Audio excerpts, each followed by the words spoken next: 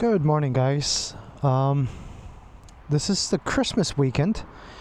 Couple days till Christmas, and today's weather exceptionally well here in Miami for a motorcycle joyride, and that's exactly what I'm gonna do. I'm gonna do a little ride and just enjoy the general overall nice weather on my BMW F800r. And I think at this point I can probably do a review of this bike since I've been riding it for a little while now, and tell you guys what I think about this F800r. So let me get my bike ready. When we start riding, we'll talk about the bike.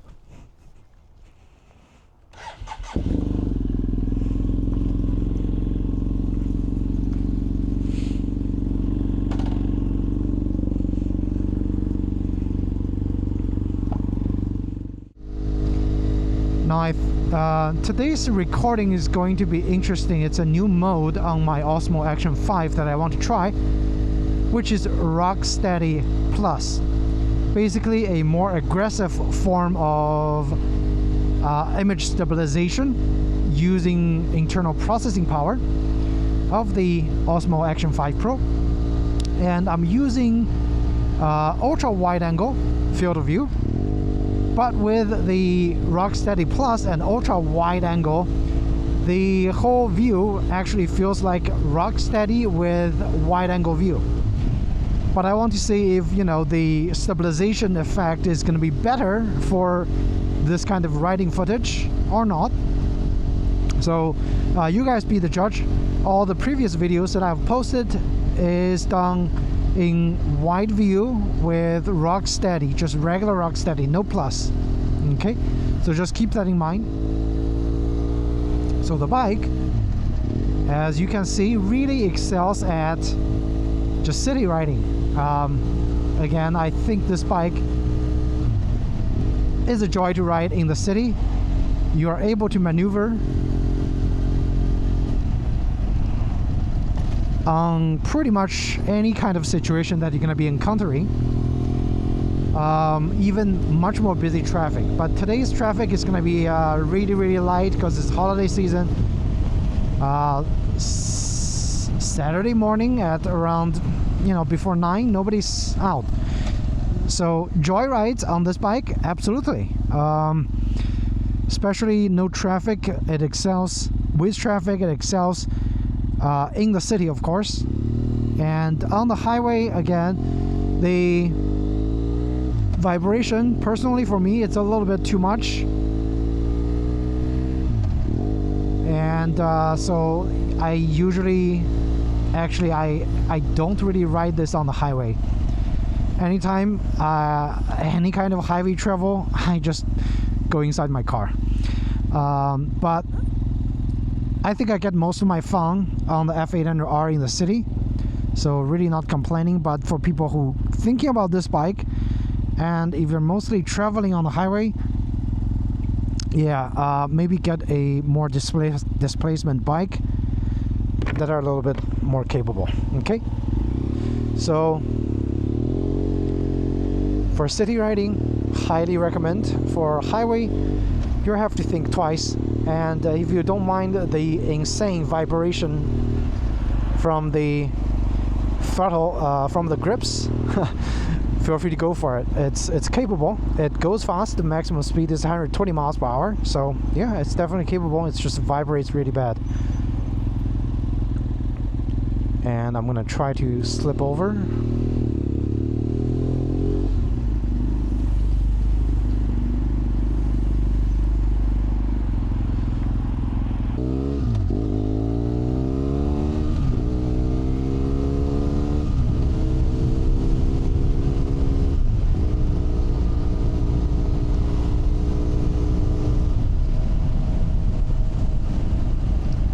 In the city, you can do quite a lot of spirited riding. The gearing is perfect for the city. Okay, and I know they also use the same engine for the adventure bikes in their lineup. So obviously, it's very versatile for lower speed riding.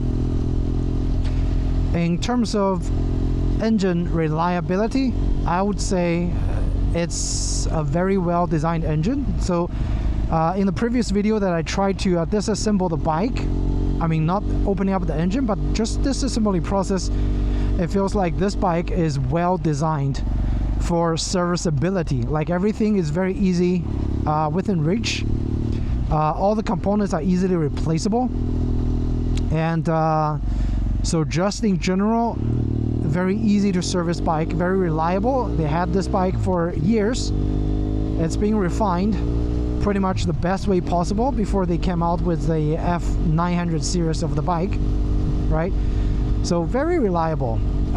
You can count on the bike for dependability. In terms of power output, it's very linear. Very linear. There's no hot spots anywhere from 1,000 RPM to maybe 5,000 or 6,000 RPM. But anytime you go above 5,000 RPM, it just feels like the bike doesn't have enough power to carry you through that remaining RPM range. So it's better you just downshift to go faster if that's what you need. So that's a power part. The bike originally came with all the halogen light turning signals and stuff. The LED replacement parts are readily available and they're aftermarket, very, very cheap.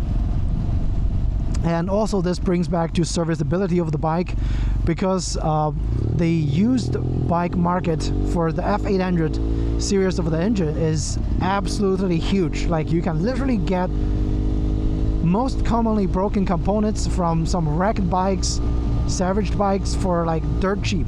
Okay, dirt cheap. If you buy those components brand new, it's gonna be costing you quite a lot, but if you buy it used, you save a lot of money, and overall maintenance of the bike is not gonna be as, you know, as high as you think. It's actually quite affordable to maintain this bike if you're able to find used components, pre-owned components for this bike. What's also cool for the F800R is the ODB2 reading capability. So most of the components on here are monitored using the standard car protocol for like diagnostic. You just need a simple adapter and a dedicated software. The software I'm using is called a MotoScan. It's made by a German guy, and it's only available on Android. You can buy a cheap Android phone and buy the MotoScan app, which doesn't cost much, like less than $50 US, and be able to diagnose and read all the codes on this bike. Okay, pretty amazing. What you can also do is MotoScan is do your own maintenance and do your own maintenance reset, because you can't press a button and reset the BMW for the maintenance, but you can with that software. Okay, so if you do your own maintenance, resetting the maintenance minder is kind of important, and that's what I would suggest you to go buy. The overall cost for the ODB diagnostic tool software with a brand new Android phone that I bought is around $200. So that's the only additional cost that I think it's, you know, a little bit more so compared to Japanese bikes that you have to take into consideration. But other than that, again, love this bike for joyrides and city commuting. Now, for me, I'm not going to be doing any more city commuting anymore because I found a remote job, so I'm just going to be working from home. And this bike will become a 100% joyride machine. Fuel consumption, very, very good if you have everything stock. Now, for mine, my mileage, MP miles per gallon, is 45 because I have a aftermarket exhaust and I have a aftermarket exhaust head put on this bike, which open up the, you know, gives probably 2 or 3 miles per hour, 2 or 3 horsepower more, but it definitely affect affects the mileage. So my average mileage is 45, but on this ride, as you can see, my average fuel consumption at 4th gear at 3000 RPM is about 63. So not terribly bad, not terribly bad. So if you are fuel conscious, this bike will make you happy. Compared to some other bikes, maybe from other Italian companies, the Ducati, the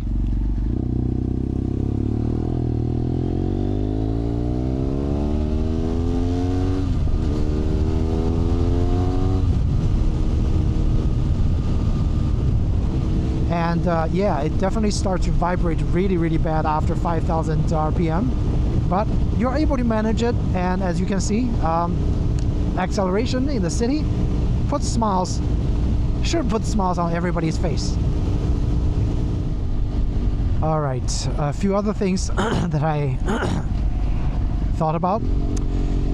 This bike is chain driven, so compared to the F800 ST GT, which is shaft and belt, requires a little bit more maintenance, but not that much more. The chain will last you quite a long time if you just lubricate it properly. After every few rides, it will last you quite a long time. This bike I bought used, so the previous owner actually modified the tooth for the front sprocket.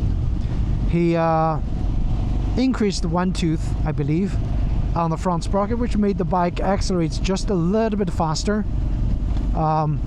Which again, for me personally, I don't notice any significant difference, but he said it just makes city riding a little bit easier. But you have the option of modifying, of course, the tooth to suit your needs. If you ride a lot more on the highway, I would suggest to get a toothing that gives you more riding comfort on the actual highway, right?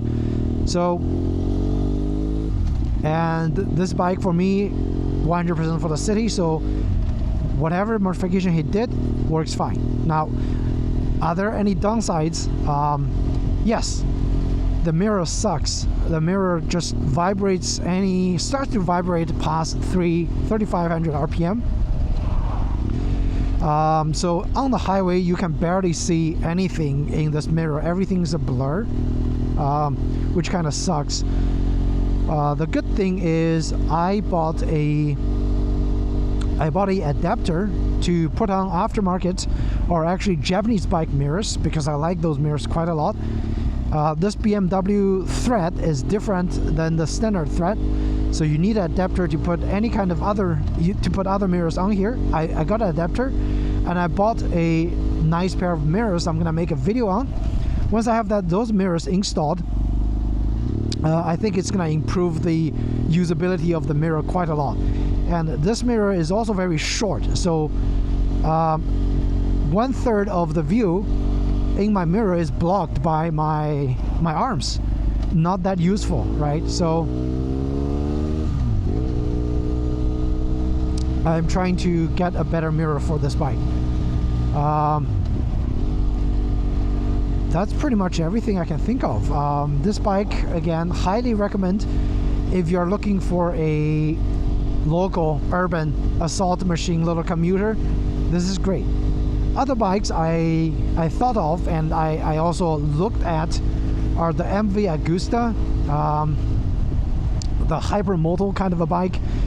They have similar displacement engine, however the gas mileage on those bikes are absolutely crap. So if you ride a lot in the city, you're not gonna be enjoying the constant fueling on those MV Agustas.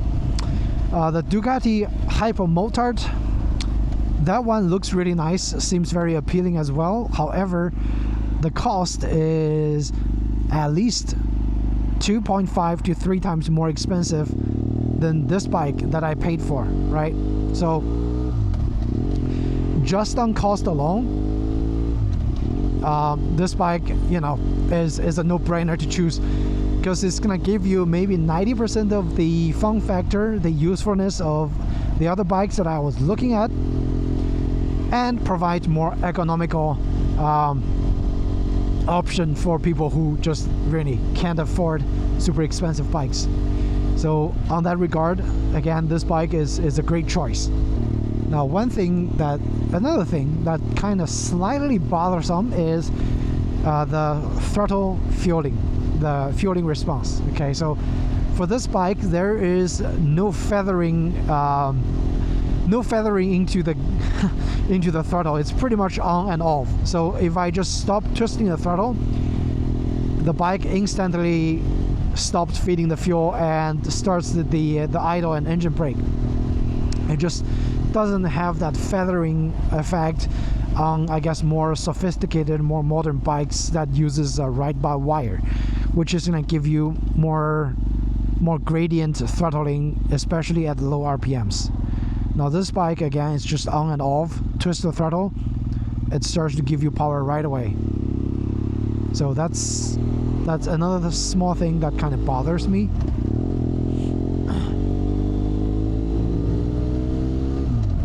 So another thing that I forgot to mention, nitty-picky cons of this bike is the clutch is rather hard. It's not the hardest one, but the clutch is pretty hard.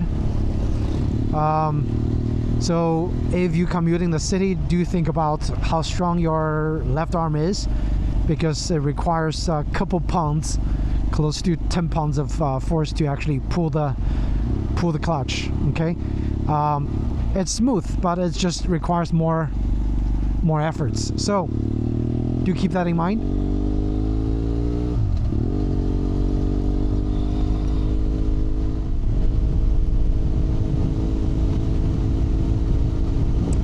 Suspension on this bike, fantastic for city riding. Okay, the front suspension is not adjustable. Okay, but one time, the very beginning, first week when I owned the bike, when I got the bike, I went out and did a ride, and it actually went through a pretty gigantic pothole, and I was really scared. I started standing up. The front suspension soaked up the pothole like it was not there. So even though the front suspension is not adjustable for preload or damping, it is designed for city street use. The rear suspension is fully adjustable for preload as well as for damping. So you will be really happy with the suspension performance of this bike if you don't do anything crazy and you just ride like a normal person. And the suspension, again, as I said, it will save you if there's a unforeseen pothole, especially like during the ride you don't see it, or at night you can't see it. It will save you for sure.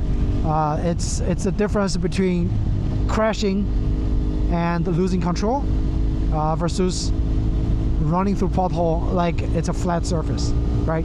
So that's another thing that I really want to praise about the F800r, at least for this model year, the 2015 and up. They upgraded the look of the side fairings a little bit, and they improved, or they give you a much better upside down front suspension, which I absolutely love. Okay, all right, continue the riding.